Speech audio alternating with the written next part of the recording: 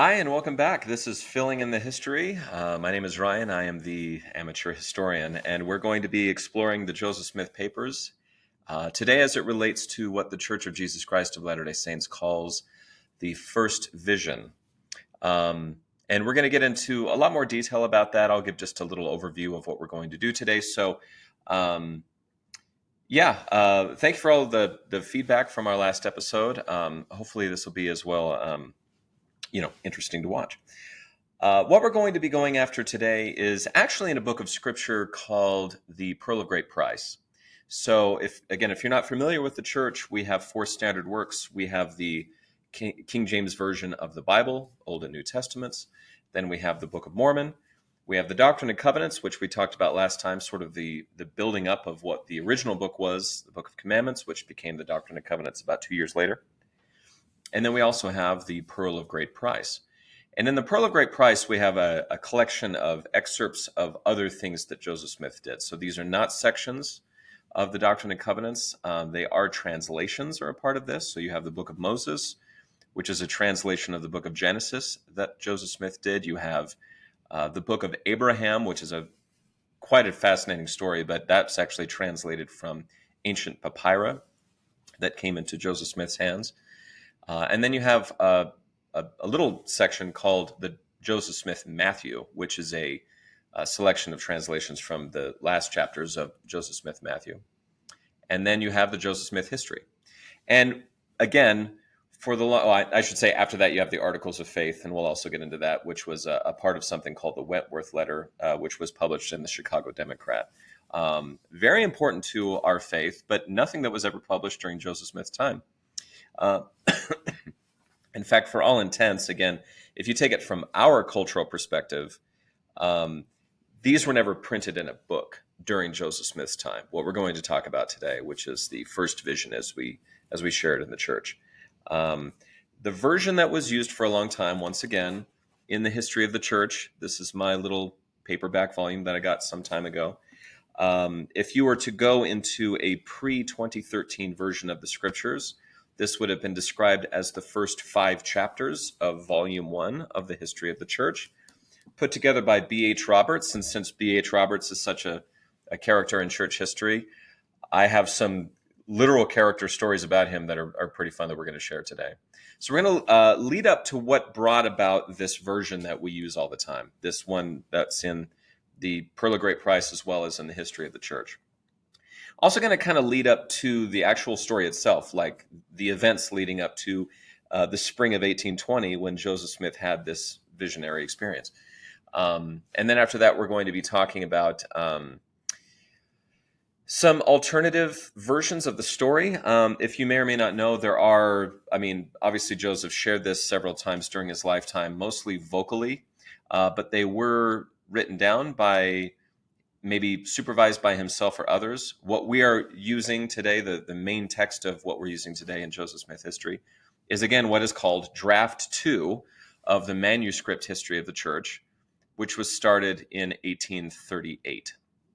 So that is 18 years after it happened. And this manuscript history went on for years and years and years, well after Joseph Smith passed away, and it eventually became this History of the Church volume. So we're going to be kind of talking about that quite a lot over and over again today. And the main book that we're going to use is Volume 1 of the Histories in the Joseph Smith papers. There are 2 Histories volumes. The first one is a collection of the various histories that Joseph Smith actually commissioned himself. And the second volume in the Joseph Smith history were what are called assigned histories. So John Whitmore wrote one, for example. And these histories don't really deal with the early church. They deal with whatever those people were involved with. And in some cases, there's just a journalistic record of what they did that day. So in a strange way, we will not be using Volume 2. And I'll be getting to that in a moment.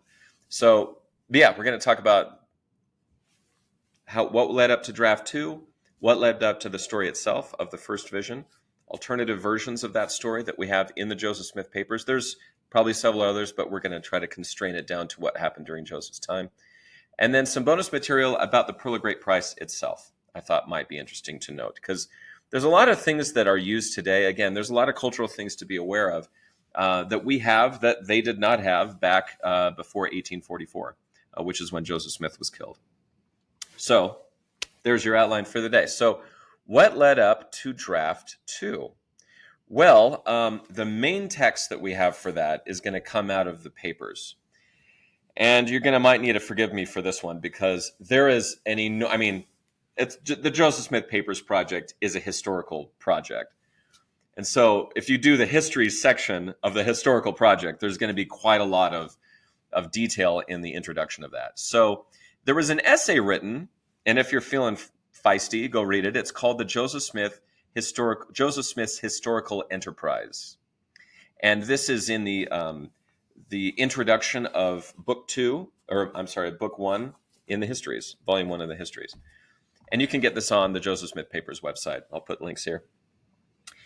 So before we get into the story itself, how do we get to the records that we enjoy today? Well, the first historical writing can be considered what's called the preface to the Book of Mormon printing. So if you were here in person, I would have quizzed you on that, but you're not. So when the first edition, and I have my little replica copy here that I got in Palmyra some time ago, which is kind of fun. In the first edition of the Book of Mormon, you're going to see the title page. This is a translation from the plates. And this kind of fun, this is also in the copyright of the Book of Mormon, and we'll get to that, I think, in next episode. And then after that, we have the actual copyright page here, excuse me. That kind of proves that this has been copyrighted. And then you get this preface over here. Over here is a preface. And this is the first time you ever get any sort of stuff about history. But just to let you know, for our purposes today, the first vision is not in here. They're just talking about the Book of Mormon. That's the very first thing we get about Joseph Smith's history. So what's the second thing we get? Maybe that's it. Well, that one, the very first draft of that, is what we now call Section 20 of the Doctrine and Covenants. At the time, it was called the Articles and Covenants of the Church. And some people call this the Constitution of the Church. You can call this a bit of to this day, the Church Handbook of Instruction heavily relies on this section. This was given on April 6th, 1830. This was given when the church was actually put together and organized, and used to be a lot more towards the front of the book when you talk about the Book of Commandments and the Doctrine and Covenants. And in this, the first little section has a readout of just, this is Joseph Smith's life, and, again, kind of begins with the Book of Mormon. So once again, no first vision. In fact, I'll just let you know, there is no first vision account in the Book of Commandments at all. There is no first vision account in the Doctrine and Covenants 2 years later at all. And as far as I know, even the 1844 edition, which was printed after Joseph Smith was killed, even that one did not have a first vision in it. And any Latter-day Saint that should make sense to us. We've never put the first vision in the Doctrine and Covenants. It's always been in the Pearl of Great Price, at least in living memory. So that's that. So at the beginning, though, especially very early on, there is a commandment. In fact, you can see here, the big old letters on this revelation says, this is a commandment. And this is sort of the famous phrase of, thou shalt keep a record. There is a commandment here, and this was done during the organization of the church. And the struggles of getting these histories going should be noted. So one of the main things that might be critical, and again, it makes a lot of sense. I'm not actually trashing on it at all. It does make sense. Is that the first vision is purported to happen in 1820, spring of 1820. Joseph Smith is 14 years old at the time. 1827 is when we start. So 7 years later, we start getting the Book of Mormon going. The Book of Mormon's printed in 1830. So Joseph Smith is now 24 years old, which makes me feel like a total loser from my early 20s. But whatever, we're not going to judge. But he's 24 years old, and he founds the Church of Jesus Christ of Latter-day Saints. And in that, you get all this stuff and a commandment to keep records. But then you get, they get kicked out of, upstate New York, and they're heading off to Ohio. And then you have Independence, Missouri after that, which is supposed to be the center place, but they're kicked out of there. and they're kind of kicked out of Ohio, and then they get to Nauvoo. And I mean, really, the record that we have that we're using in the Joseph Smith papers, or in the Joseph Smith history and in the Joseph Smith papers, we really don't get that until Nauvoo. I mean, that's how long it takes for them, just because of all the things that they have to go through, and we'll get to a few of those details. So the original edict is way back in 1830, and they don't really start in on record keeping until 1832. Joseph, in fact, our first journal entries that we have from the guy are in 1832. So, yeah, what we have, what we enjoy today, what we call the first vision, what the missionaries share when they go out into the mission field, didn't happen until 18 years after the event. And I would say 8 years after they were commanded to keep records. So this was a real struggle for them for a long time. In the meantime, there were versions of it that were shared, and I'll share that with you here shortly. So how are they organized? Well, in the Joseph Smith papers, because that's what we're going off of, in their introduction, they explain it this way. So I'll just kind of read that off. It says the first volume, Joseph Smith Histories, comprises histories written, dictated, or signed by Smith, or created under his direct supervision. The documents in volume 2 in the series, or signed histories, have a less direct connection to Joseph Smith. They were begun at his official direction, but did not receive his sustained supervision. The balance of the histories series will present the massive multi-volume history that Joseph Smith initiated in Missouri in 1838. And that church historians concluded in Salt Lake City in 1856, more than a decade after Smith's death. Although the history series will include only writings conceived as narrative histories, these writings were often based on individual documents, including letters, petitions, and revelations, and in many cases, the source documents were copied directly into the histories. So I should say this right off the bat, where we have Draft 2, the introduction to Draft 2, and Draft 2 is what we're reading when we read the Joseph Smith history. I'm just going to start with this. So all that being said, I'll quote this one to you. The first 17 pages of Draft 2 have no surviving source, though they were apparently copied from the non-extant 1838 history. So this is the first thing you get. So to kind of put in English here, we've got all these papers and letters and stuff that people were trying to gather together, and they were going to put them in a book. And the idea is that they make what's called a fair copy, and it would be really easy to read so that a printer could print it. And all of those early documents are now gone, which is kind of a shame. Or at least we just can't find them. So 1838 rolls around, and I just thought this was an indication of what starts this whole thing. This is, again, from Joseph Smith's Historical Enterprise out of the Joseph Smith papers.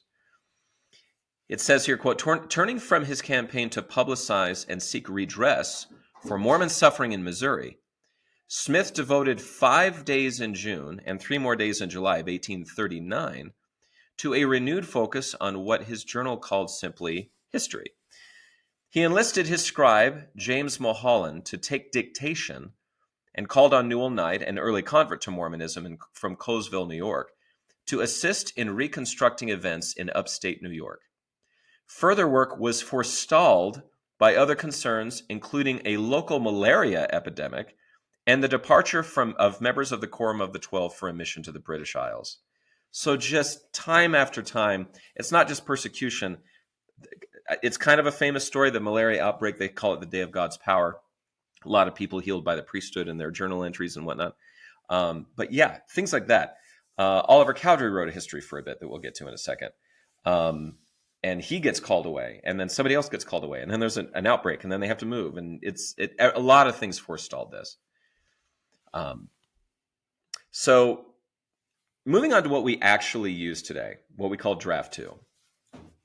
2 extant manuscripts resulted from Mulholland's work with Joseph Smith. The 1839 draft and the start of the large history manuscript. So the 1839 draft, designated Draft 1, written on 25 pages of a makeshift gathering of paper, was likely composed to pick up the story where the non-extant 1838 history ended. It begins immediately after the baptism of Joseph Smith and Oliver Cowdery in May of 1829, and concludes in late September 1830. Mulholland's inscription in the large history manuscript occupies 59 pages, what we call Draft 2, and begins at Joseph Smith's birth in 1805.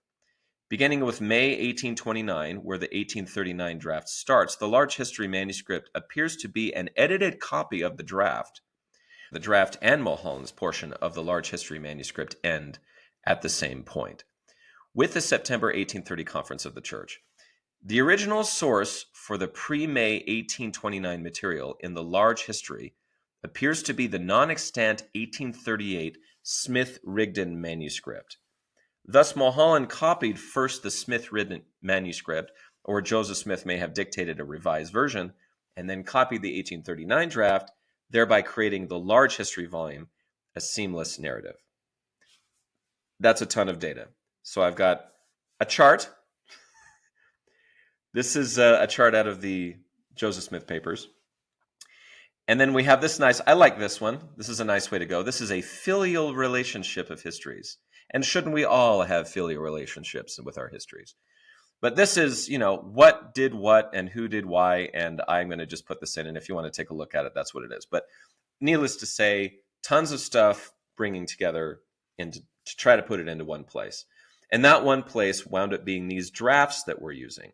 And it wound up being the history of the church, which once that was published under B.H. Roberts, that was what we used for a long time. And there was an enormous amount of work put into that. So in 2013, when they decide to basically just not quote the thing anymore, it's really not to discount the history of the church, because a lot of the section headings that they changed really didn't change. They just kind of took away that reference from the history of the church. We saw that in section 1.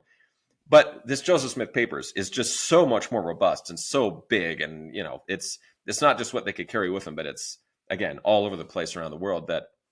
That's why it was sort of taken away. But all that to say, in the Joseph Smith papers, if you look at Histories Volume 1, you're going to see 3 columns. And it's kind of funny. The first column, which is Draft 1, is completely blank until well after the first vision, well after the Book of Mormon, well after John the Baptist, and then we get to the baptism of Joseph Smith and Oliver Cowdery. So it's blank for a long time. Like, all of that is more or less lost. So then we have Draft 2, which is the very, very earliest version of this that we have. And we still have that original handwriting of it, thankfully. That is apparently, from what I'm reading here from this essay that was written in the front of this volume, is basically Sidney Rigdon and Joseph Smith sat down and wrote down their story. And the fair copy of it, the best copy of it that we have, is what we now call Draft 2, which was written by James Mulholland. And if you don't remember from last time, James Mulholland actually passed away of a stroke in the middle of this project. Most of the pages, in fact, all of the pages that are applicable to what we call the first vision, and a lot of that Palmyra's story and all those things that happened there, were actually written by James Mulholland's hand. Later on, it was taken over by Robert B. Thompson, and then a whole other family took it over, the Corey family. So Howard Corey took their versions and wrote Draft 3. So we got 1, 2, 3 drafts. And what's nice in the Joseph Smith Histories Volume 2 is they put them in columns, and you can just kind of read them side by side. And for the most part, they're done that way because the stories are basically the same. There's a couple of wording changes, but you can tell like they were just basically copying over words into what's called a fair copy so they can print them off. So again, filial relationships, chart 3, look those up if you want to. And although this may not be a pleasant way of saying it, I hope you'll understand I'm trying to be respectful. The first vision does not have a lot of paper space in the Joseph Smith papers in terms of like the papers that were actually there during Joseph's life. For example, the first vision is not in any of the records in Histories Volume 2. They focus on the Book of Mormon. They focus on persecutions and petitions because there was a lot of legal things they were trying to do to get their property back and to seek redress for the wrongs that had been done to them at the time. It is focused a lot on church organization, manifesting of signs of the believers, things like that. Those were the things that really were written about the most in these histories that we have, the many histories that were written. So then I thought to myself, well, okay, if I look in the first volume of our document series or the first volume of the journal series, right? If we go back to kind of before these manuscript papers were written. But no, there is no mention of the first vision in Documents Volume 1 of the Joseph Smith Papers. There is no mention of the first vision in Journals Volume 1, and there are more than one journal volumes represented there. So really, that was it. In fact, if you'd like to know, and I just think this is kind of fun, the first ever journal that we have in Joseph Smith's own hand was written down on 28th of November, 1832. And what's fun is that, as you can see, the first page he sort of writes down, hey, I bought this last year, basically. I bought this in 1831, and now I'm going to write it in. This is Joseph Smith's own handwriting, which is kind of fun. And you can see here, either his handwriting is huge or the book is small. But yeah, it takes up a lot of space. And I love the first entry. I'm kind of going off on a tangent here, if you don't mind. The first entry of his journal is this. This day I have spent in reading and writing this evening. My mind is calm and serene, for which I thank the Lord. And I think that's actually rather touching.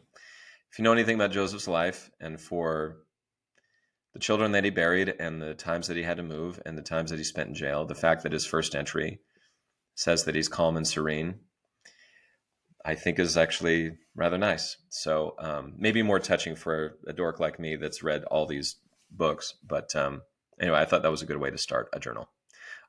So yeah, the blessing on you. May your journals always start in the same way. So here's a fun fact. So the book that we get this from, I'm going to say this again with all due respect. This draft 2, the owing to the many reports that have been circulated, and the first vision, what we now use as the Joseph Smith history, what was in the history of the church, ladies and gentlemen, might have been an afterthought. So we get this book. This is the history book that it was actually written in. So this was not a collection of papers like draft 1 was. But from 1834 to 1836, this book was actually written in the hand of Oliver Cowdery. And if you want to know, we can skip forward to, he talks a lot about, maybe it's stuff that they want printed in the magazines, in the publications of the time, like, the Evening and Morning Star, the Messenger and Advocate, or whatever it may have been. And so you get a lot of, it's kind of a letter book style, like, okay, I'm going to write a letter to somebody, and then I'm going to make a copy of it and write it here as well. And just as a note, like the first part of the book that we're taking draft 2 from was actually written by Oliver Cowdery. A lot of it is, again, Book of Mormon and Oliver's experience and church organization and persecutions and things like that. And if you would like to know, in the Pearl of Great Price, at the very end of this story, at the end of the Joseph Smith history story, there's the famous, maybe I shouldn't say famous, but there is the account of Oliver Cowdery's version of this. So the Joseph Smith history is obviously from Joseph Smith's point of view. And then you get one from Oliver Cowdery's point of view. So, and this is talking about the translation of the Book of Mormon. It's talking about the restoration of the priesthood from John the Baptist and the baptism that they had. And it famously begins, "These were the days never to be forgotten." And if you'd like to know, here it is. This is where it is. The earliest version of that statement is written in this history book that was crafted. Another version of this that we have in the summer of 1832 is an actual account written in Joseph's own hand. If you'd like to know, Joseph actually did take a whack at not only writing in his own journal, which was later written by others mostly, but he also had a hand in writing his own history. So I'm going to tease you for a second. I just talked about the Oliver Cowdery book, but I'm going to go back. Here's draft 1. It is a non-bound collection of 25 pages, with 11 of those pages being blank. And this is that draft 1 that I was talking about, which basically, in the book anyway, when they put them in the columns, is blank all the way through to the baptism of Joseph Smith and Oliver Cowdery. So there is no first vision here. In fact, it says the title of the work, if you will, right up at the top here, is Scriptures on Covenants. Okay, and it actually begins with a few lines from the translation of the Bible that Joseph Smith was doing in the book of Genesis. And if you know anything about that, that's actually what we now call the Book of Moses. That was later compiled in what's called the Book of Moses. So draft 2 contains what the Joseph Smith history publishes. What they did, and I love this, they took Oliver Cowdery's book, I kid you not, they flipped it over vertically, and they started from the back. So Oliver Cowdery wrote for a little while, And then when he was gone, they said, well, we have some pages left over, but they didn't want it to seem like a continuation of Oliver. So they flipped the book over on its backside and they started from there. So if you'd like to know, that's how they did it. So if you look at the book and if you were to leaf through it, some of the writing would be upside down. It's just kind of funny to me. Like I said, my opinion, again, I say it with respect, but it kind of seems like an afterthought. They didn't go out and buy a book and say, this is the one that we're using for this. This was something that was already being used by somebody else. The nice part about it is that it did keep the histories all together. So maybe me calling it an afterthought is definitely wrong. Anyway, so this was started by James Mulholland before he died of an apparent stroke. Robert B. Thompson finished this draft starting on page 60. And he wrote about 16 pages, 2 of which are printed in the Histories, Volume 1. So what we are going to go over today won't really include much of what Robert B. Thompson did. Most of what we have is James Mulholland. The entire manuscript of this whole thing is available to see. But again, for our purposes here and for what they printed during Joseph Smith's lifetime, we're going to constrain it to this. But these are all very available. And again, that's kind of the point of this podcast, is to let you know there's so much stuff available. But since you're probably not going to read it, I'm going to do a podcast instead. No judgment. It's okay. Anyway, so that's what Draft 2 is. That's where the official church reading of the first vision is. In fact, if you'd like to see it, here it is. This is the most original handwriting from James Mulholland, what we call Draft 2. The James 1:5, never did a scripture come to the heart of man than this did at this time to mind. That's here. Just those kind of to give you a little bit of a zoom in on these particular moments. And then if you flip over the page, you have the Pillar of Light story. This is where Joseph prays, and as his account states, he sees a pillar of light which descends upon him. He sees God the Father, and he sees Jesus Christ. And they explain to him, I love it. He says, well, the reason why I came here is to ask you about which church I should join. So that's, that's all more or less the same. So that's where they are. We get another draft from a man by the name of Howard Corey. And his is what's called Draft 3, very, very similar. And in fact, a lot of people call this the rough copy because I think it was just his first go at it. And so there's a lot of kind of scribbles on it. And you can kind of see that here. There is also Draft 4, which they call the fair copy. And we'll get into the subtle differences there a little later on. But these are all the things that brought together what we now consider Joseph Smith history. What a lot of people have seen in perhaps missionary tracts for the first vision, what we have used in film depictions of the first vision. The church has actually put out quite a few. And I have actually myself been privileged to be a part of a few of these as an actor. Anyway, yeah, that is maybe a little bit too much detail, but that is the history of how we actually have this account. What are we referring to when we read it? How did we get it? And where is it going from there? And so in part 2, we're going to be talking about the events leading up to the actual first vision, because we might as well talk about the story itself. All right, welcome to part 2, the events leading up to the first vision. Again, this is filling out the history, using the Joseph Smith papers to sort of give us the rest of the story behind some important moments and important sections of church history and the Doctrine and Covenants. So, as I was saying in part 1, part of the issue that we have with these early records is that we don't have a lot of records of the first vision. The best one that we have, the one that we use the most, maybe our favorite, if you will, as members of the church, is what we call Draft 2, written by James Mulholland, the actual scribe of it.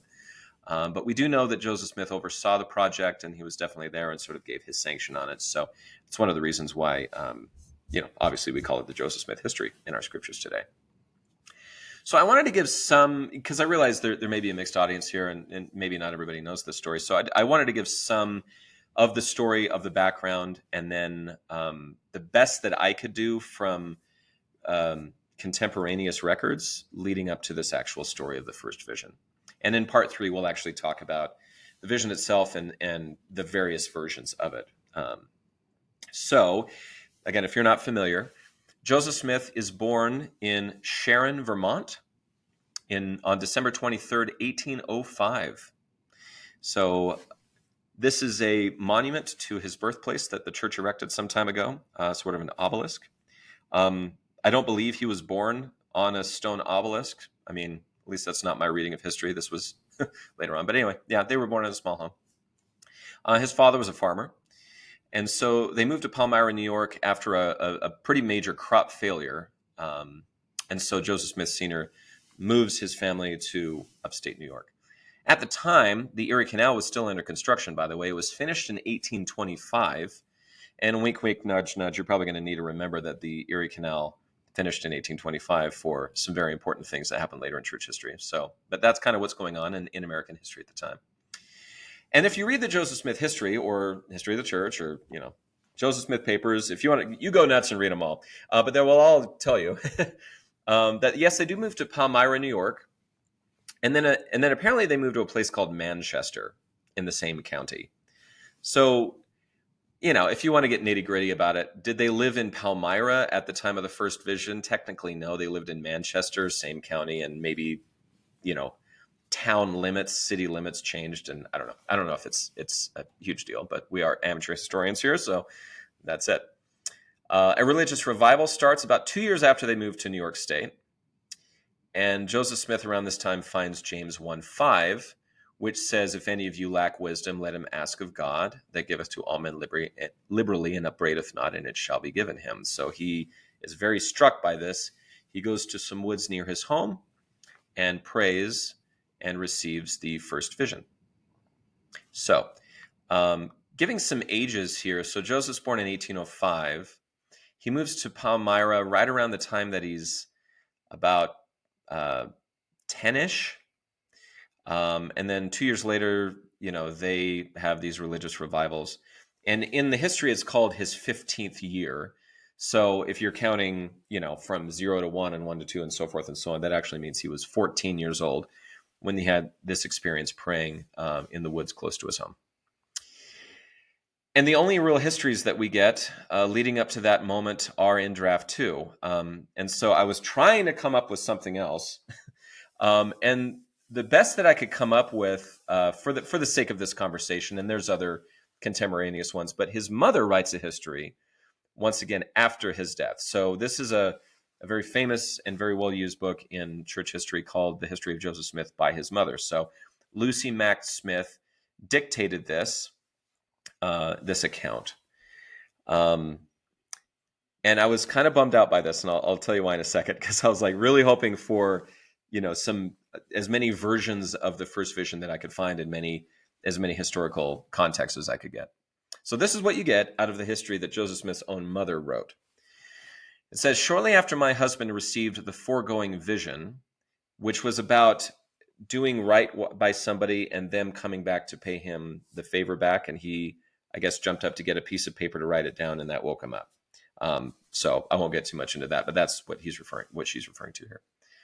So anyway, after that vision, there was a great revival in religion, which extended to all the denominations of Christians in the surrounding country in which we resided. Many of the world's people, becoming concerned about the salvation of their souls, came forward and presented themselves as seekers after religion.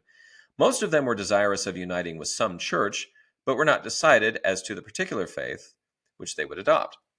When the numerous meetings were about breaking up, and the candidates and the various leading church members began to consult upon the subject of adopting the candidates into some church or churches, as the case might be, a dispute arose, and there was a great contention among them. While these things were going forward, Joseph's mind became considerably troubled with regard to religion. And then the following extract from his history will show more clearly than I can express the state of his feelings and the result of his reflections on this occasion. And then she quotes draft 2. I was so bummed. I was like, I thought we'd get something else. But anyway, and it starts with, I was in the time of my 15th year, which means he was 14 years old. Something to note about this, you might have heard the name Howard Corey, right? So he writes draft 3, draft 4, and is a major part of the manuscript history of the church. So one of the main reasons why, again, here's my little paperback copy of it, B.H. Roberts put a lot of this together, but Howard Corey kept the records for years. years and years. I mean, they were well into Utah by the time they finished this project. So Howard Corey was a major figure in this. And yet, who's the one in 1845 that takes down dictation from the lips of Lucy Mack Smith? Martha Corey. So, excuse me, Howard Corey and Martha Corey actually become this interesting couple who help out with an enormous part of the history that we are now enjoying. So, some names that you might want to consider. Got a picture of Howard Corey here, and here's a picture of Martha Corey. And I think we owe them a debt of gratitude for this. There's kind of an interesting history. I'm going to veer off for just a second, and this will be sort of a short part. There's a bit of a drama behind this book that I found funny. So the version that I have, which is like a collector's version, so the page numbers that I'm citing here are all from that. Kind of get into some kind of dicey situations. So Joseph F. Smith. So if you don't know who Joseph F. Smith is, he was a president of the church. And unless I'm mistaken, and I don't believe I am, he's the very last president of the church to have a section in our Doctrine and Covenants, section 138. And that was given in the 1900s. So who is Joseph F. Smith? Joseph F. Smith is the son of Hiram Smith, who is Joseph Smith's brother. So Joseph F. Smith is Joseph Smith's nephew. And he was an apostle for a massive amount of his life. For a while, he was an apostle, and there are a couple of people involved in this story, so I'll try to put them all together. But he gives an introduction to one of the first printings of this book, this History of Joseph Smith by his mother, when they started putting it out.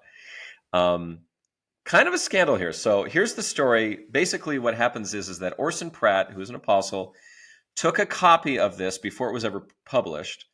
He took a copy to England on a mission and published it without consent. Big no-no there. Elder Pratt also wrote an introduction that was full of errors. So, quoting here now, some of the statements in the preface written by Elder Pratt were also in error, one especially that the book was mostly written in the lifetime of the prophet, and that he had read it with approval was incorrect, since it was written in 1845, a year following his martyrdom. For these reasons, and others mostly of a financial character, it was disapproved by President Young, so that's Brigham Young, on August 23rd, 1865, and the edition was suppressed or destroyed. A little heavy-handed.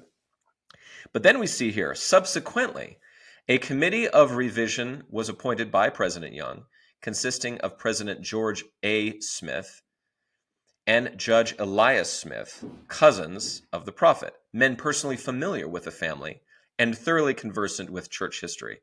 They were instructed carefully to revise the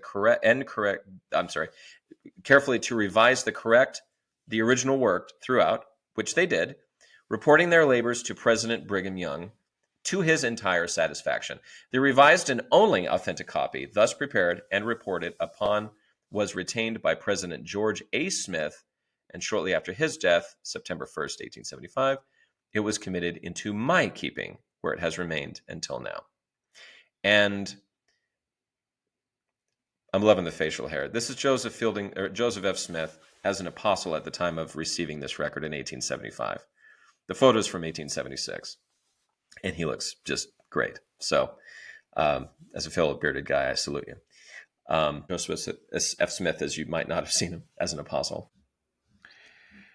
Well, in true form, this is the amateur historian, and I just about forgot about a very important history that was actually written by Joseph Smith's own hand. And you can take a look at it here. Just leading up to this, this also is a sort of another version of the First Vision story, but this is written by Joseph Smith's own hand. So kind of leading up to this, which matches a little bit of what Mother Smith was talking about, what you get out of this, what's called 1832 history. And forgive me because I'm reading handwriting that's and spelling that's not really that good. We love Joseph Smith, but we know he wasn't really trained in the art of wordsmithing. So here we go. Forgive me if this doesn't sound very good, but it says, being in indigent circumstances, were obliged to labor hard for the support of a large family having 9 children, and as it required their exertions of all that were able to render any assistance for the support of the family. Therefore, we were deprived of the benefit of an education. Suffice it to say, I was merely instructed in reading and writing and the ground rules of arithmetic, which constituted my whole literary acquirements. About the age of 12 years, my mind became seriously impressed with regard to all important concerns for the welfare of my immortal soul, which led me to searching the scriptures, believing as I taught that they contained the word of God, thus applying myself to them, and my intimate acquaintance with those of different denominations led me to marvel exceedingly, for I discovered that they did not adorn, instead of adorning their profession by a holy walk and godly conversation, agreeable to that, to what I found contained in the sacred repository. This was a grief to my soul. Thus, from the age of 12 years to 15, I pondered many things in my heart concerning the situation of the world of mankind. So a little bit literally from his own hand. And later on, what they would do is sort of edit, and this was what I would consider a bit more of a rough copy, as you can see by these markings. But yeah, there's a bit of the story leading up to it by Joseph Smith's own hand, which is kind of fun. I'm going to forbear on actually the telling of the story until our next part, which is the details of the story, some of the other versions that were made. But for the purposes here, that's how we got to draft 2, which is what we all read. Again, very grateful to James Mulholland, Howard Corey, even Sidney Rigdon and Joseph Smith, who wrote these things down, is the reason why we have these things preserved to this day. So in our next part, we're going to be talking about the details of the story, the other versions that we get. And I will just kind of leave it to you to compare and contrast what you think. And then, like I said, in part 4, we're going to be talking about the Pearl of Great Price itself, and that's where a lot of this comes from. So yeah, until then. All right, let's go on to part 3. These are what I like to call the details of the story and the other versions. So what other versions do we have? So the main version that we use, sort of the granddaddy of them all, and this is where a lot of the other drafts and stuff take their cues from, is draft 2. Again, James Mulholland writes it down. Robert B. Thompson keeps it going. And then we have other drafts going on. So what I'm going to attempt to do today is to give you all that I could find within the Joseph Smith papers context, and a little bit about who these people are and why they got a version. So the other versions that we have the 1832 version of history, which was written again by Joseph Smith's own hand. We have Howard Corey's draft 3. We have what is called the Wentworth letter. This was written to a man by the name of Wentworth, who was a reporter from the Chicago Democrat, John Wentworth, I believe. He's got a fabulous photo of himself. I'll show you that later. And then I hope I'm saying this right, but He Passa Ecclesia, which was actually by a gentleman named Rupp, who was putting together, I guess, He Passa Ecclesia. I'm not sure. I don't know if that's Latin. I think it's Latin. Forgive me. But this is a sort of a German American who was trying to pull together all of the Christian denominations in the United States into a book. And so he reached out to Joseph Smith, and Joseph Smith responded with a story of his first vision account, as well as some other details about the Book of Mormon and the organization of the church. So that is a book that's out there. So if you want to go read that, you can. There is also something simply called The Report. And this is done by a gentleman, handwritten by a gentleman named Alexander Niebuhr. And I love the story of this guy, and I'll tell you that in its due time. And then a contemporaneous version of this that was used for missionary work at the same time that Joseph was alive by Orson Pratt. And I love the title of it. It's called An Interesting Account. Yes, very interesting indeed. So we're going to read through those. So we're going to go through, again, Howard Corey's draft, the Wentworth letter, which we get just in a church publication, He Passa Ecclesia, I think, Alexander Niebuhr's report, and Orson Pratt's version of it. Okay, so our first one will be from the 1832 history that Joseph Smith wrote himself with his own pen. And it says, "Therefore I cried unto the Lord for mercy, for there was none else to whom I could go, and to obtain mercy. And the Lord heard my cry in the wilderness, And while in the attitude of calling upon the Lord, in the 16th year of my age, a pillar of fire, light above the brightness of the sun at noonday, came down from above and rested upon me, and I was filled with the Spirit of God. And the Lord opened the heavens upon me, and I saw the Lord, and he spake unto me, saying, Joseph, my son, thy sins are forgiven thee. Go thy way, walk in my statutes, and keep my commandments. Behold, I am the Lord of glory. I was crucified for the world, that all those who believe on my name may have eternal life. Behold, the world lieth in sin, and at this time, and none doeth good, no, not one. They have turned aside from the gospel, and keep not my commandments. They draw near to me with their lips, while their hearts are far from me, and mine anger is kindling against the inhabitants of the earth to visit them according to their ungodliness, and to bring to pass that which hath been spoken by the mouth of the prophets and apostles. Behold, and lo, I come quickly, as it is written of me in the cloud, clothed in the glory of my Father. And my soul was filled with love, and for many days I could rejoice with great joy. And the Lord was with me, but could not find none that would believe the heavenly vision. Nevertheless, I pondered these things in my heart. Draft 3. So I'm just going to read this off, and you can follow along if you like, but this is the original handwriting that we have from Draft 3. It says here, but exerting every energy to call upon God to deliver me out of the power of this enemy, at the very moment when I was sinking into despair and abandoned myself to destruction, and not an imaginary, but the power or influence of some being from the unseen world who had such marvelous power as this, just at this moment of alarm, I saw a pillar of light over my head, exceeding the brighten, and it stops there, far more bright and dazzling than the sun in its meridian splendor, the brightness of which exceeded that of the sun, which gradually descended until it fell upon me, and I found myself delivered from the enemy which held me bound.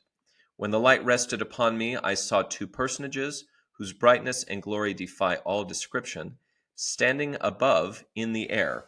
One of them called me by name and said, pointing to the other, This is my beloved Son, hear him. So I'm doing the best I can just to read exactly how they wrote it down. So that's Howard Corey's version. The Wentworth letter, which was the best that we have for that as a publication because it was meant to be publicated. I just made that up. So this is what is in the Wentworth letter. And by the way, this Wentworth letter extends all the way to the Articles of Faith. So this document is pretty official. So to Mr. Wentworth. Believing the word of God, I had confidence in the declaration of James. If any man lack wisdom, let him ask of God, who giveth to all men liberally and upbraideth not, and it shall be given him. I retired to a secret place in a grove and began to call upon the Lord. While fervently engaged in supplication, my mind was taken away from the objects with which I was surrounded, and I was enwrapped in a heavenly vision and saw two glorious personages who exactly resembled each other in features and likeness, surrounded with a brilliant light which eclipsed the sun at noonday. They told me that all religious denominations were believing in incorrect doctrines, and that none of them was acknowledged of God as his church and kingdom. And I was expressly commanded to, quote, go not after them, at the same time receiving a promise that the fullness of the gospel should at some future time be made known unto me. So that is the Wentworth letter. Then you have the Rupp version, which is in this Hepasa Ecclesia. Believing the word of God, I had confidence in the declaration of James. If any man lack wisdom, let him ask of God, who giveth to all men liberally and upbraideth not, and it shall be given him. I retired to a secret place in a grove and began to call upon the Lord.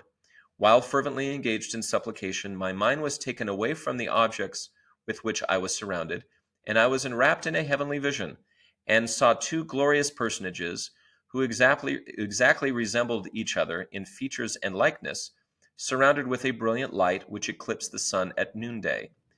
They told me that all the religious denominations were believing in incorrect doctrines, and that none of them was acknowledged of God as his church and kingdom, and I was expressly commanded to, quote, go not after them, at the same time receiving a promise that the fullness of the gospel should at some future time be made known unto me. So, with the exception of a couple of punctuations, this is basically the same account as what Wentworth got, which kind of makes sense. Joseph was sharing this with accounts that were going to be published in other people's, publications. Alexander Niebuhr, and please forgive me, this is a handwritten account, and I'm going to get into Alexander Niebuhr in a moment. So this is what he writes. Went into the wood to pray, knelt himself down, his tongue was clasped or cleaved to his roof, could utter not a word, felt easier after a while, saw a fire towards heaven, came near and nearer, saw a personage in the fire, complexion, blue eyes, a piece of white cloth drawn over his shoulders, his right arm bare. After a while, a other person came to the side of the first. Mr. Smith then asked, must I join the Methodist Church? No, they are not my people. All have gone astray. There is none that doeth good, no, not one. But this is my beloved Son, hearken ye him. The fire drew nigher, rested upon the tree, enveloped him, comforted, endeavored to arise, but felt uncommon feeble. Got into the house, told the Methodist priest, said this was not an age for God to reveal himself in vision. Revelation has ceased with the New Testament. So, best I could do. I think it was a rough copy that he wrote down. But what I would love to do is actually get into who Alexander Niebuhr is before we get into Orson Pratt's versions. So these are all sort of from the prophet's mouth. And I'm going to assume the same about Orson Pratt's, but this one in the Joseph Smith papers, and I'm going to respect what they did. They put this one in the appendix because it was used contemporaneously, but as far as we know, it wasn't necessarily like dictated or maybe overseen by Joseph Smith. Hard to know, but that's the best that we have. So who is Alexander Niebuhr? I love this. So this is from the papers of Joseph Smith. So this is a precursor to the Joseph Smith papers, potato, potato. But this is before that. This is 1989 when they printed this. So this is from page 459 in that first volume. It says, Alexander Niebuhr was born in Ehrenbreitstein, excuse me if I got that wrong, Germany, on the 8th of January, 1808. He studied dentistry at the University of Berlin, after which he set up his practice in Preston, England. In 1834, he met and married Ellen Breckel. When the first Mormon missionaries, Heber C. Kimball, Willard Richards, Orson Hyde, and others arrived in England in 1837, the young dentist was among the first converts. 4 years later, Niebuhr and his family emigrated to Nauvoo, Illinois, where he pursued his profession as a dentist and also made matches. I'm assuming the ones that start fires. The Niebuhrs crossed the plains to winter quarters in 1847 and arrived in the Great Basin with the Brigham Young Company of 1848. He settled in the Salt Lake City 4th Ward, where he raised a large family of 14 children and was the first dentist and match manufacturer in the Salt Lake Valley. He died in Salt Lake City on the 15th of December, 1883. As a linguist, Alexander Niebuhr taught German and Hebrew to Joseph Smith while in Nauvoo. On 24th of May, 1844, Niebuhr visited Joseph at his home, where he met Edward Bonney, and the two men heard the prophet relate the experience of his first vision. So that's how you get this. The really fun part about this is Alexander Niebuhr was the first Jew to join the church. He was Jewish at birth, from Germany. And for those of you who know Utah culture, he's also the first dentist. So I feel like we should all know that name too, because dentistry is quite a big deal in the state of Utah. So I kid only slightly. All right, so a little bit about Alexander Niebuhr and where that one came from. So that's his journey, and again, he was invited to Joseph Smith's home, and with somebody else heard this story and wrote it down. So that's the other version that we have. So this is from Orson Pratt from an interesting account of several remarkable visions. Quoting here. He therefore retired to a secret place in a grove, but a short distance from his father's house, and knelt down, and began to call upon the Lord. At first he was severely tempted by the powers of darkness, which endeavored to overcome him. But he continued to seek for deliverance, until darkness gave way from his mind, and he was enabled to pray in fervency of the Spirit and in faith. And while thus pouring out his soul, anxiously desiring an answer from God, he at length saw a very bright and glorious light in the heavens above, which at first seemed to be at a considerable distance. He continued praying, while the light appeared to be gradually descending towards him. And as it grew nearer, it increased in brightness and magnitude, so that by the time it reached the tops of the trees, the whole wilderness, for some distance around, was illuminated in a most glorious and brilliant manner. He expected to have seen the leaves and boughs of the trees consumed as soon as the light came in contact with them, but perceiving that it did not produce that effect, he was encouraged with the hopes of being able to endure its presence. It continued descending slowly until it rested upon the earth, and he was enveloped in the midst of it.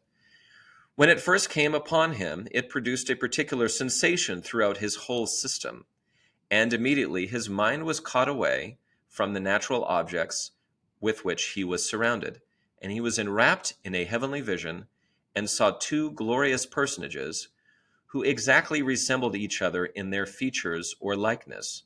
He was informed that his sins were forgiven.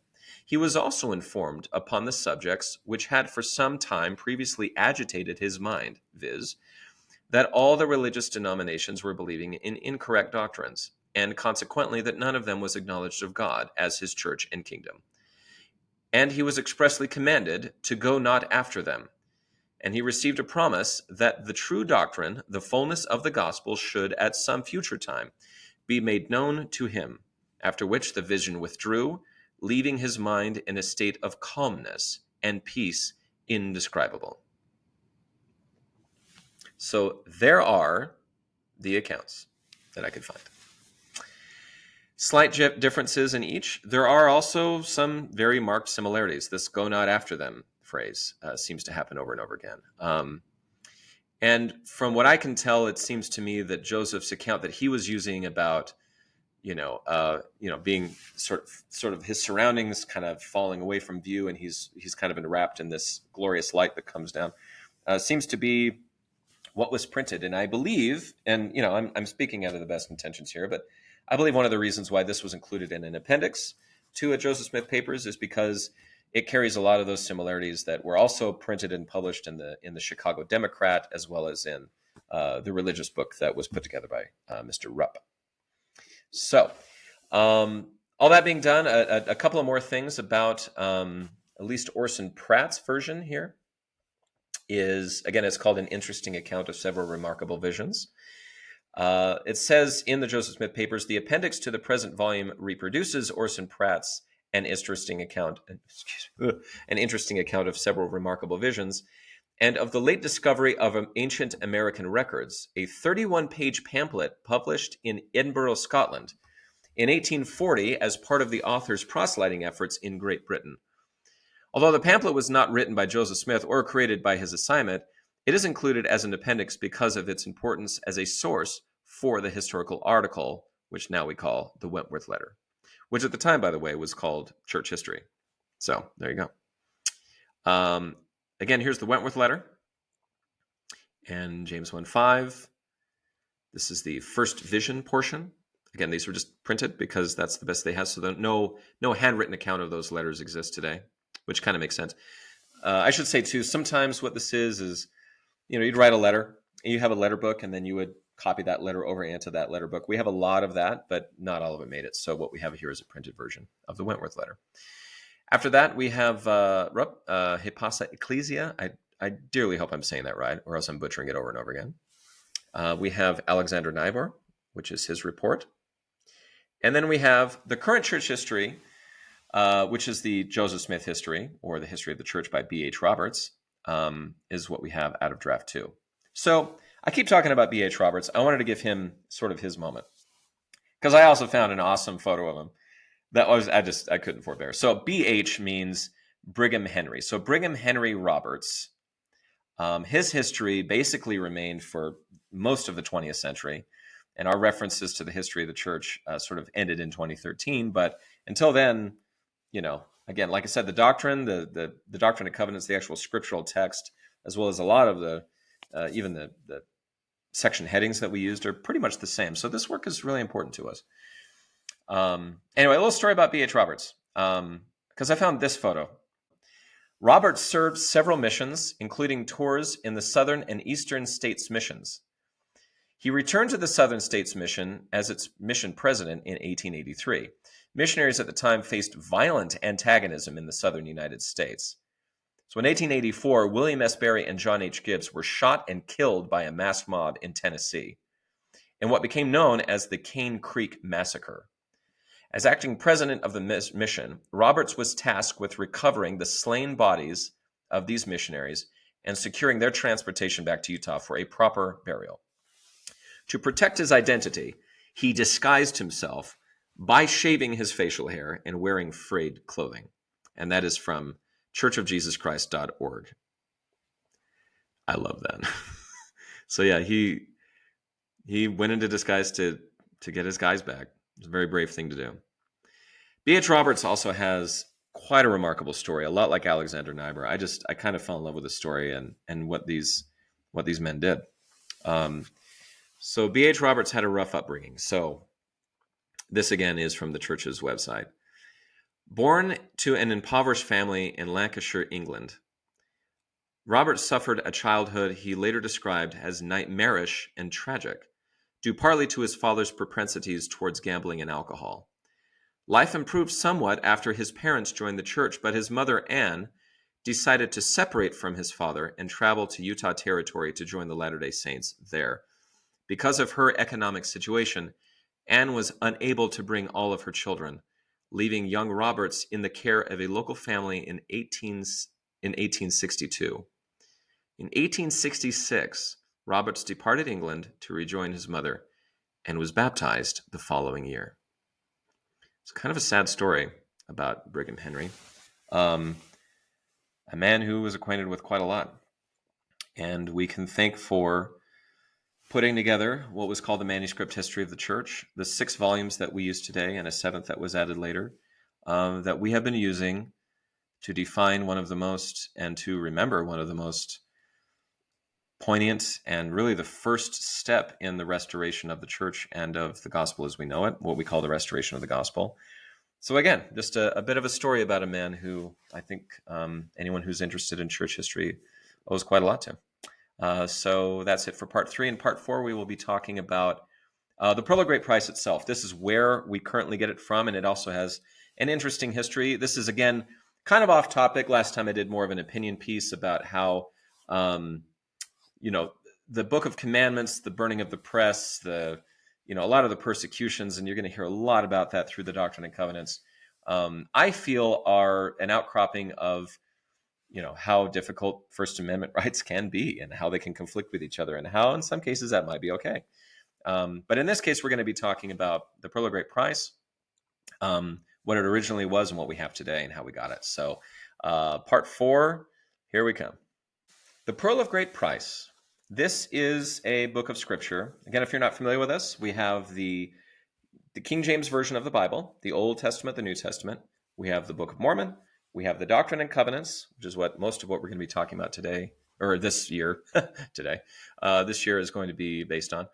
And then we have this thing called the Pearl of Great Price. So what is the Pearl of Great Price? There's a lot of very interesting things in here that are enormously important to us. Most notably, for most people, is what we call the Articles of Faith. This defines the sort of the core tenets of the faith, of our view of who God is, our relationship to him, how the church is organized, how we feel that we should live our lives, all those kinds of things. So the Pearl of Great Price is very, very important to us, which is why it is its own book. So it originally looked somewhat like these volumes here. So I got found these photos. I do not have an original Pearl of Great Price. I think I'd probably have to spend a lot of money to get one of those. I'm not sure how rare they are, really. So in the Pearl of Great Price itself, if you go to sort of modern scripture today, post 2013 scriptures, you will see an introduction, and it says this. The first collection of materials carrying the title Pearl of Great Price was made in 1851 by Elder Franklin D. Richards, then a member of the Council of the 12 and president of the British Mission. Its purpose was to make more readily accessible some important articles that had limited circulation in the time of Joseph Smith. Again, one of those, what we now call the Joseph Smith history, or Draft 2. Several revisions have been made in the contents as the needs of the church have required. In 1878, portions of the Book of Moses, not contained in the first edition, were added. In 1902, certain parts of the Pearl of Great Price that duplicated material also published in the Doctrine and Covenants were omitted.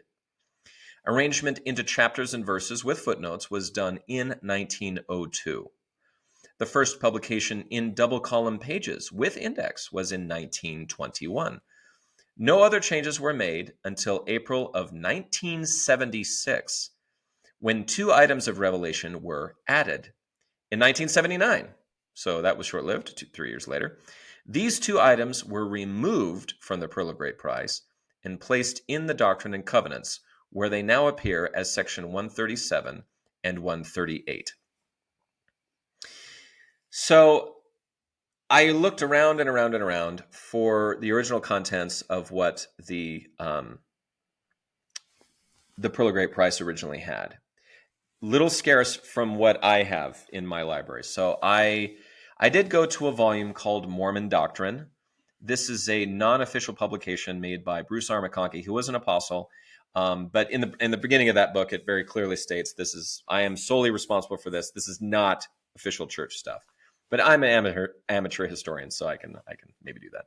And what he says, some items added were published in early versions of the Pearl of Great Price. The first edition published. Let me try that one again. So it says, some items were published in early editions of the Pearl of Great Price. The first edition, published in 1851 in England by Elder Franklin D. Richards, also contains sections 77 and 87 of the Doctrine and Covenants, and extracts from sections 20, 27, and 107, and the hymn, "Oh, Say What Is Truth."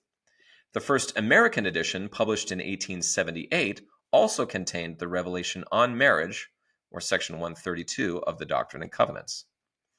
So, like any good amateur would do, I just had to call it, and I went to Wikipedia.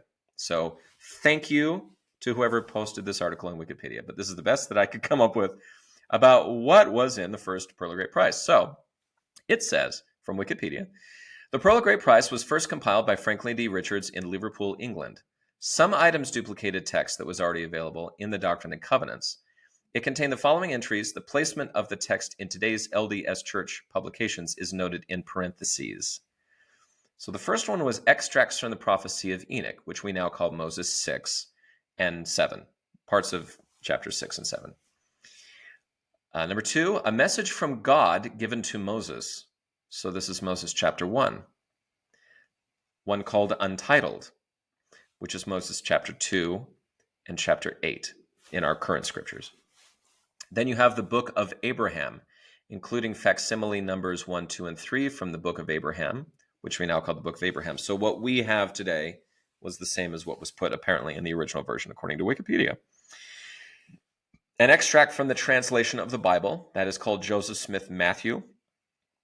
That is towards the end of the book of Matthew, but there's a very large one there. So it was too big to put in the footnotes, so they put it there. A key to the revelations of St. John, which we now call Doctrine and Covenants 77. Of Revelation and Prophecy, which we now call Doctrine and Covenants 87. Extracts from the history of Joseph Smith, ding, ding, ding, that is called the Joseph Smith History. From the Doctrine and Covenants of the Church Commandment to the Church concerning baptism. So this is Apparently section 20, verse 37, as well as verses 71 through 75. So this is from the Articles and Covenants, as they called it, and they extracted those items about baptism. The duties of members after they have been received into baptism, by baptism. So this is Doctrine and Covenants, section 20 again. The method of administering the sacrament of the Lord's Supper, which is Doctrine and Covenants, section 20. The duties of the elders, priests, teachers, deacons, and members of the Church of Christ. So this is also section 20. So all of the previous ones were segments of it. So if you're in England, I would suppose it would make sense to me. This is my opinion. You have the Pearl of Great Price, and inside of that, you're going to have the first vision account. You're going to have the sacrament prayers, how to give baptisms, and what members are supposed to be doing. So it's a little bit of a handbook that they had, a little literal handbook that they made. So a lot of these were taken from what's called the Articles and Covenants, as we call it now, section 20. And then also the duties of the different members of the priesthood is really put out in 107. So we have a part of this is section 20 and the other part is section 107. And then we have on priesthood, which is again, section 107. The calling and duty of the 12 apostles, once again, section 107. The calling and duties of the 70 out of section 107. And an extract from a revelation given in July of 1830, which is section 27. The rise of the Church of Jesus Christ of Latter-day Saints, which is taken from section 20. Times and Seasons, volume 3, page 709, which is the Wentworth letter, which we now call the Articles of Faith, is published in the Pearl of Great Price. And then Truth, a poem by John Jacques, or Oh, Say What is Truth, which is our current hymn number 272 in the current version, which is non-canonized. So there you have it. So what was in the original book of Pearl of Great Price? You have Prophecy of Enoch, Message from God given to Moses, an untitled work, what we now call Moses chapter 2 through 8, the Book of Abraham, some of the translation of Joseph Smith Matthew, a key to the revelations of St. John, Revelation and Prophecy, extracts from Joseph Smith's history, baptismal duties, duties of members after they're received by baptism, the method of administering the sacrament, the duties of priesthood offices, priesthood itself, the calling of the 12, the 70, an extract from a revelation, which we now call section 27, the rise of the Church of Christ, which is again section 20, the Times and Seasons, volume 3, which really is just the Articles of Faith as we call it now, and then a poem. So quite a lot. And like I said, it was expanded upon and contracted upon, and at the end of the day, what we have is a rather short book, quite frankly. In fact, you very rarely see it outside of its current version, which is at least bound with the Doctrine and Covenants. There's a version that the church puts out where you have the Old Testament, New Testament, Book of Mormon, Doctrine and Covenants, and then Doctrine and Covenants, and then the Doctrine and Covenants and Pearl of Great Price are one. Or you can see them in a triple combination, which is the Book of Mormon, Doctrine and Covenants, Pearl of Great Price, or it's just in a triple. Or you can do what everybody else does and just download them on your phone. So, yeah, I mean, there's my plug. Download these on your phone. There's some really fascinating stuff in here about the Pearl of Great Price contains some amazing things from, again, the translation of Genesis. So there's a very much more filled out account of the creation, of the experience in the Garden of Eden, the temptation of Adam and Eve. There's a lot of stuff about Enoch and the city of Enoch and the city of Zion, which were very heavily referred to in church history. So if you're wondering maybe why a lot of early church history really went after Enoch a lot of it came from these revelations and what they would term translations that Joseph Smith did. And then after that, yeah, like I said, you have the Book of Abraham, which was translated from papyrus. So that's another sort of Book of Mormon-esque type translation where it's a document written on some material, in this case papyrus, that he translates into English. You have Joseph Smith Matthew excerpt. You have the Joseph Smith history excerpt, which for a long time, as I said before, was just volume 1, chapters 1 through 5 of B.H. Roberts, what B.H. Roberts put together in the history of the church.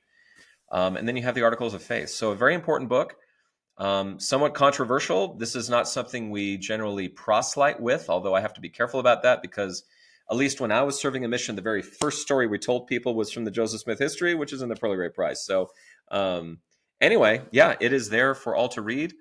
I hope you've enjoyed our little journey today through what we now term Joseph Smith's history, but what is called the first vision.